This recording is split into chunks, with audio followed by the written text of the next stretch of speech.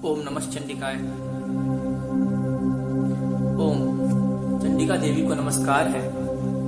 मार्कंडेय जी कहते हैं, विशुद्ध ज्ञान ही जिनका शरीर है, तीनों वेद ही जिनके 3 दिव्य नेत्र हैं, जो कल्याण प्राप्ति के हेतु हैं तथा अपने मस्तक पर अर्धचंद्र का मुकुट धारण करते हैं, उन भगवान शिव को नमस्कार है।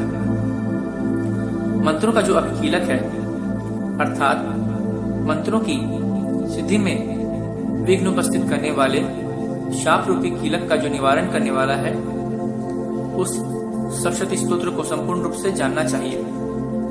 यद्यपि सप्तशती के अतिरिक्त अन्य मंत्रों के जप में भी जो निरंतर लगा रहता है, वह भी कल्याण का भागी होता है।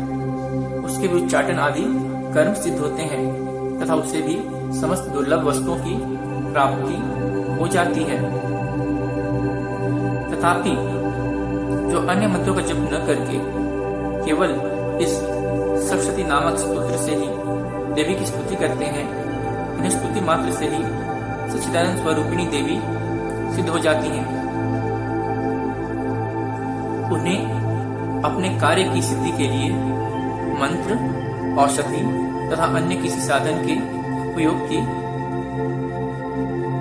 आवश्यकता नहीं रहती। बिना जप के ही उनके उच्चाटन आदि समस्त अविचारिक कर्म सिद्ध हो जाते हैं। इतना ही नहीं, उनकी संपूर्ण अभिष्ट वस्तुएं भी सिद्ध होती हैं। लोगों के मन में यह शंका थी कि जब केवल सप्तशती की उपासना से अथवा सप्तशती को छोड़कर अन्य मंत्रों की उपासना से भी समान रूप से सब कार्य सिद्ध होते हैं, तब इनमें श्रेष्ठ कौन सा साधन है? लोगों की शंका को सामने रखकर भगवान शंकर ने अपने पास आए हुए जिज्ञासुओं को समझाया कि यह सप्तशती नामक संपूर्ण स्तोत्र ही सर्वश्रेष्ठ एवं कल्याणमय है।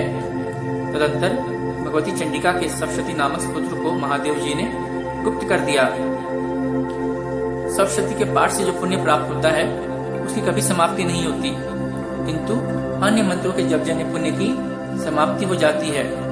अतः भगवान शिव ने अन्य मंत्रों की अपेक्षा जो सप्तशती की ही श्रेष्ठता का निर्णय किया, उसे यथार्थ ही जानना चाहिए।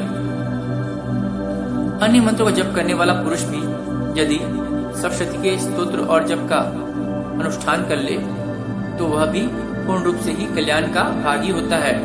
इसमें तनिक भी संदेह नहीं है।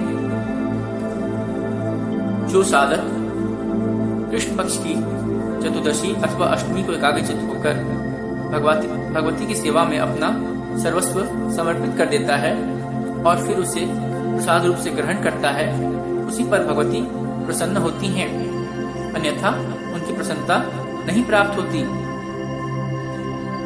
इस प्रकार सिद्धि के प्रतिबंधक रूप कील के द्वारा महादेव जी ने इस स्तोत्र को किलित कर रखा है।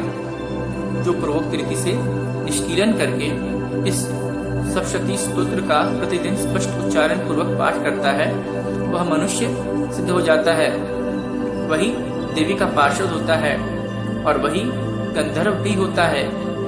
सर्वत्र विचरते रहने पर भी इस संसार में उसे कहीं भी भय नहीं होता। वह अपमृत्यु के वश में नहीं पड़ता तथा देह त्यागने के अनंतर मोक्ष प्राप्त कर लेता है। अतः कीलन को जानकर उसका परिहार करके ही सप्तशती का पाठ आरंभ करे।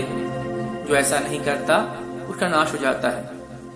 इसलिए कीलक और निष्कीलन का ज्ञान प्राप्त करने पर ही यह स्तोत्र निर्दोष होता है और विद्वान स्तोत्र और विद्वान पुरुष इस निर्दोष स्तोत्र का ही पाठ आरंभ करते हैं।